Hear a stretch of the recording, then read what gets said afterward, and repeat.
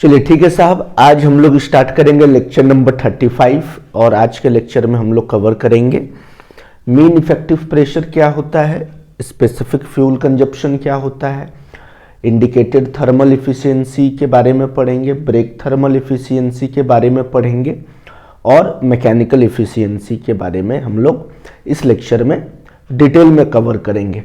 ठीक है, देखिए मीन इफेक्टिव प्रेशर क्या होता है।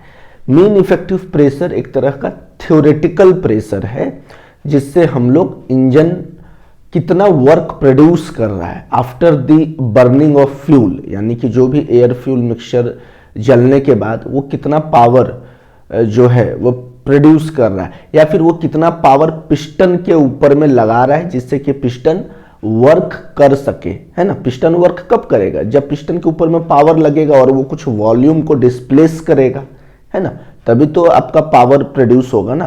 तो मीन इफेक्टिव प्रेशर वो प्रेशर है जो पिस्टन के ऊपर में लगता है और जिससे कि पावर प्रोड्यूस होता है। बात समझ में आई? It is the average pressure required to move a piston in an engine to produce work. It is a theoretical parameter used to measure the effectiveness of an IC engine. कितना effectively जो है आपका engine, आपका जो piston cylinder है वो काम कर रहा है। It increases with compression ratio. Compression ratio हमने आपको बताया था, it is the ratio of total volume by swept volume, यही बताया था ना, sorry, total volume by clearance volume. ठीक है, तो मीन इफेक्टिव प्रेशर का फॉर्मूला क्या हो गया? देखिए, डब्ल्यू नेट यानी net work done by swept volume. ठीक है, W net is the net work done, VS is the swept volume. एकदम आसान भाषा में समझिए कि एक ऐसा प्रेशर जो पिस्टन के ऊपर में लगेगा और पिस्टन क्या करेगा? वर्क प्रोड्यूस करेगा। Simply specific fuel consumption. देखिए, फ्यूल कंजप्शन का मतलब होता है तेल का खपत होना, है ना, चाहे आप पेट्रोल यूज कीजिए, डीजल यूज कीजिए। अब जितना तेल जल रहा है उसके मुताबिक पावर प्रोड्यूस हो पा रहा है क्या, यही हमको देखना होता है। ठीक है, कभी कभी ऐसा भी होता है कि गाड़ी की आप सर्विसिंग अच्छे से नहीं कीजिए, यार 1 लीटर में तो चलिए 40 किलोमीटर चलना था, गाड़ी 30 किलोमीटर ही चल रही है, 25 किलोमीटर ही चल रही है। तो जितना तेल जल रहा है उतना जो है पावर प्रोड्यूस हो पा रहा है या नहीं, उतना इफिशियंटली आपका गाड़ी चल पा रहा है या नहीं। तो स्पेसिफिक फ्यूल कंजप्शन में हम लोग क्या देखते हैं? ये एक तरह का मेट्रिक है, यानी मेजरमेंट टेक्निक है ना। Specific fuel consumption that measures how much fuel an engine uses to produce a certain amount of power। Power को प्रोड्यूस करने के लिए कितना तेल जल रहा है ना, इसको हम लोग मेजर करते हैं किलोग्राम पर किलोवाट आवर में। ठीक है ना। फॉर्मूला क्या हो गया? Fuel flow rate divided by power output. कितना फ्यूल जल रहा है एक सर्टेन अमाउंट ऑफ पावर को प्रोड्यूस करने के लिए, इसी को हमने क्या बोला? Specific fuel consumption. इस पर न्यूमेरिकल्स आते हैं आपके एग्जाम में। पहले आप थ्योरी पार्ट को कवर कीजिए, उसके बाद हम लोग फॉर्मूलाज पढ़ेंगे और इसके ऊपर बहुत सारे न्यूमेरिकल्स को हम लोग सॉल्व करेंगे। ठीक है साहब, इसको लिखिए आप। ठीक है साहब, नेक्स्ट है इंडिकेटेड थर्मल इफिशियंसी। क्या होता है? It is the ratio of power developed inside the engine cylinder. हमने आपको बताया था जो भी पावर फ्यूल के जलने के बाद सिलेंडर के अंदर जो पैदा होता है पावर, उस पावर को हम लोग बोलते हैं indicated power to the energy supplied by the fuel per unit time. इसी को हमने क्या बोल दिया? इंडिकेटेड थर्मल इफिशियंसी, यानी कि indicated power divided by energy of the fuel. बस इसी को हमने क्या बोला?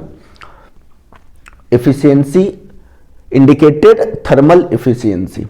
Similarly brake thermal efficiency same है, बस यहां पर क्या होगा कि brake power divided by energy of the fuel. Brake power आपको बता चुके थे कि लॉसेस होने के बाद जो पावर क्रैंकशाफ्ट को पहुंचती है उसको हमने बोला ब्रेक पावर, और वहां तक पहुंचने के लिए आपका कितना एनर्जी का सप्लाई लगा, है ना, per unit time.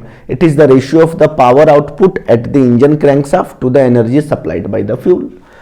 It measures how efficiently the engine converts the chemical energy of the fuel into usable mechanical power at the output shaft। ठीक है, यहां पर भी सेम था। It represents that how efficiently the combustion process within the cylinder converts fuel energy into usable power। ठीक है, इसमें यही चेक करते हैं कि कंबसन कितने अच्छे तरीके से हो रहा है है ना, और फ्यूल जलने के बाद कितना एफिशिएंटली पावर प्रोड्यूस कर रहा है without considering friction losses in the engine component, क्योंकि इंडिकेटेड पावर में हम लोग तो किसी तरह का कोई भी लॉस कंसिडर नहीं करते हैं, है ना, तभी तो उसको इंडिकेटेड पावर बोलते हैं। और ब्रेक पावर में सारे लॉसेस कंसिडर करने के बाद जो पावर प्रोड्यूस हुआ, है ना, कितना फ्यूल जला, उसके लिए कितना फ्यूल लगा, that is called the brake thermal efficiency. और लास्ट है मैकेनिकल एफिशिएंसी। तो मैकेनिकल एफिशिएंसी सिंपली क्या होता है, it is the ratio of brake power by indicated power. ठीक है, ब्रेक पावर कितना देखिए, आउटपुट बाय इनपुट, सिंपली समझिए कोई भी एफिशिएंसी कैसे निकलती है, आउटपुट बाय इनपुट, आप कितना इनपुट दे रहे हैं और आपको कितना आउटपुट मिल रहा है। Indicated power is the input, मतलब टोटल जो पावर प्रोड्यूस हुआ इनसाइड द कंबशन चेंबर और inside the cylinder, that is called indicated power. और सारा लॉस होने के बाद जो पावर क्रैंकशाफ्ट को पहुंचा उसको हमने बोला ब्रेक पावर। तो brake power by indicated power कर देंगे तो हमारा क्या निकल जाएगा, mechanical efficiency. It is the ratio of the power actually delivered by the engine crankshaft to the power developed within the engine cylinder. ये छोटे छोटे टर्म्स हैं जो आपको याद रखनी होती है। ठीक है, आई होप आपको थोड़ा बहुत समझ में आया होगा। इसी के साथ लेक्चर नंबर 35 को हम यहीं पर एंड करेंगे और इसी के साथ आपका जो यूनिट 5 है वो पूरा कंप्लीट हो गया है। सिर्फ एक यूनिट बचा है, यूनिट 6, उसके बाद आपका पूरा सिलेबस जो है मैकेनिकल साइंस इंजीनियरिंग का वो कंप्लीट हो जाएगा। और आप इसको अपने कॉपी में लिखिए, अच्छे से नोट्स बनाइए। ठीक है, जो भी डाउट है आप कमेंट सेक्शन में पूछ सकते हैं और आप अपना ख्याल रखिए, है ना। नेक्स्ट लेक्चर में नए टॉपिक के साथ हम आपसे मुलाकात करेंगे। तब तक मुझे इजाज़त दीजिए साहब, धन्यवाद।